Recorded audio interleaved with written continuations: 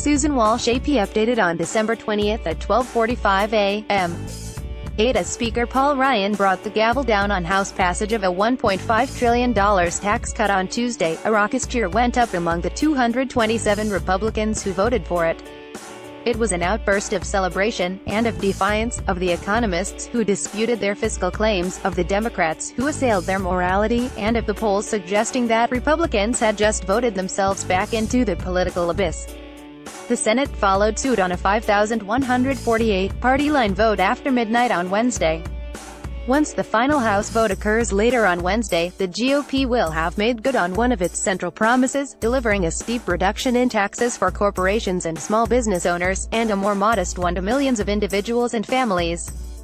The law will nearly double the standard deduction in the child tax credit, and in an unexpected digression into healthcare policy, it will eliminate the Affordable Care Act's individual insurance mandate. But if this bill is President Trump's $1.5 trillion Christmas gift to America, it's a present the public does not appear to want. Polls have shown that a majority of Americans disapprove of the Republican tax plan. They believe it is skewed toward the wealthy and that they are more likely to owe more to the federal government rather than less. Rather than disputing those findings, however, GOP lawmakers gave credit to the opposition. The polls are down because there's a disinformation and fear-mongering scheme going on by the left, Representative Tom MacArthur of New Jersey told me shortly before the vote.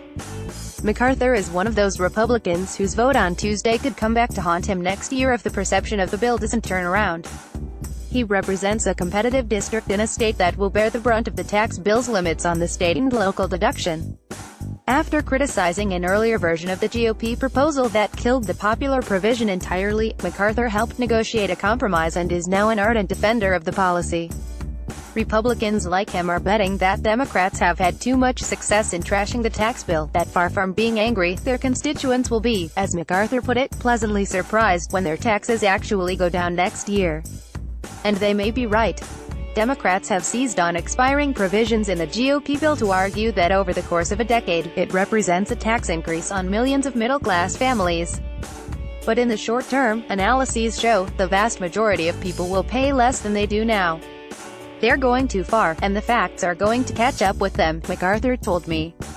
People are going to see a tax cut, and all the fear-mongering in the world by Democrats is not going to change that. Republicans also took comfort in history, dredging up a Gallup poll from 1986, finding that just 18% of respondents believed the compromise brokered between President Ronald Reagan and Democratic congressional leaders would reduce their taxes. A more recent hint for Republicans, a decidedly less helpful analogy would be Obamacare, which became popular 7 years after its passage. Ryan told reporters he had no concerns whatsoever that the tax bill would be a political liability for his party. Results are going to make this popular, he declared.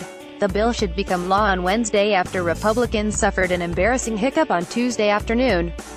The plan was for the Senate to send the final bill to Trump's desk on Tuesday night, but after the House vote, Democrats in the Senate announced that the chamber's parliamentarian had ruled that a few provisions did not comply with Senate budget rules and could be struck from the bill. Because the Senate changed the bill, the House will have to vote once again on Wednesday before it goes to the president. The outcome, however, will be a formality. Despite the late procedural twist, Tuesday's 227,203 vote was undoubtedly a seminal moment for Ryan, the Republican speaker who has been waiting his entire 19-year congressional career to preside over passage of a tax bill as sweeping as this one. We are about to achieve some really big things, things that the cynics have scoffed at for years, for decades even. Ryan said in a triumphant speech on the House floor. This really is a generational defining moment. In the minutes before the vote, rank-and-file Republicans swarmed the speaker to get him to autograph their copy of the final bill. It was such a personal pinnacle, in fact, that Ryan used a morning meeting of the GOP conference to dispel speculation, driven by reporting from Politico's Tim Alberta, of his imminent departure. "I'm not going anywhere," Ryan told his party in reference to what he quipped was my own fake news, according to Representative Bill Huizenga. "When you're on a roll, why would you do a mic drop in the middle of implementing your agenda?" the speaker added. Ryan did not address, however, the question of whether he intends to serve beyond 2018 should Republicans retain the House majority. Even as Republicans insisted the public would come to love their tax cuts, they struggled to rebut the judgments of economists and fiscal analysts who rejected their claims about the bill's distributional effects and its likely impact on the federal budget. Analysts with the nonpartisan Joint Committee on Taxation found that the bill would saddle the nation with $1 trillion in additional debt and generate little economic growth, and that most of its benefits would go to corporations and the wealthy. Democrats used those findings to equate the Republican bill with a looting of the federal treasury at the behest of their wealthy benefactors, and to warn that the GOP would quickly pivot to an assault on Medicare, Medicaid, and Social Security. In a final floor speech, Minority Leader Nancy Pelosi accused Republicans of monumental, brazen theft of the middle class, of moral obscenity and unrepentant greed. "It is a vote," she said, "to instill a permanent plutocracy in our nation. If anything, the Democratic attacks steel the GOP's resolve." Republicans scoffed at what they described as Pelosi's outlandish depictions of a simple tax cut, particularly her characterization of the bill as Armageddon. But a few of them on Tuesday acknowledged that their belief that the tax cuts would usher in a new period of American economic dominance was, to some extent, a matter of faith more than science. That's the whole difference between being a Republican and a Democrat right there. Representative Tom Rooney of Florida told me.